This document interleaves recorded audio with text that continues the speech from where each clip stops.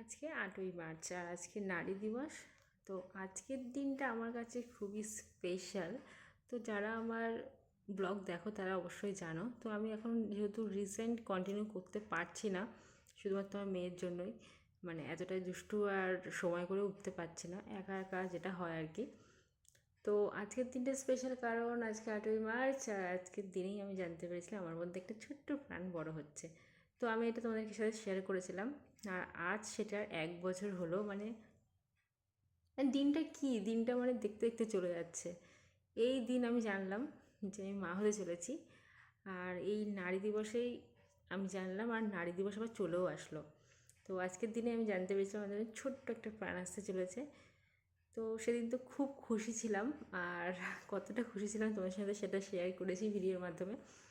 আর এই ঘরে বসেছিলাম, একা একা ভিডিও করছিলাম, ছবি তুলেছিলাম। তো আজকে আমি একা নেই, আমার সঙ্গে কিন্তু আমার মেয়েও আছে। তো দেখতে দেখতে দিনগুলো চলেই গেল। সবথেকে যেটা আমি আমার লাইফে শিখলাম, মানে আমি কেন, প্রত্যেকটা মেয়েই, তোমরা যারা মা নতুন হয়েছো বা এই জার্নিটা পার করেছো সবাই জানো যে কতটা মানে সিচুয়েশানটা টাফ। সত্যিই তাই। মানে মা শব্দটা ঠিক যতটা ছোট না, মানে এই দায়িত্বগুলো পালন করা যে কতটা কঠিন সেটা আমি মানে এখন হাড়ে হাড়ে টের পাচ্ছি।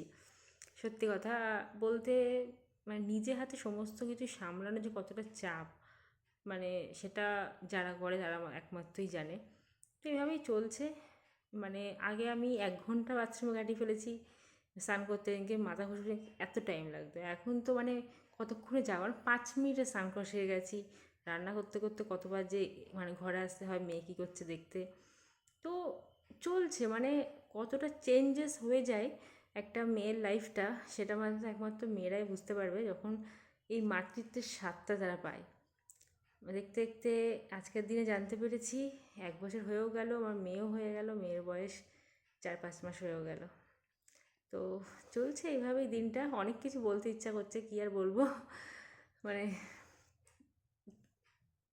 ভাষায় প্রকাশ করে না যতটা, মানে এই টাইমটা সারভাইভ করা যতটা কঠিন, ঠিক ততটাই মানে একটা আনন্দ আছে যেটা হয়তো এর পরে আর পাবো না, যেটা এখনই পাচ্ছি।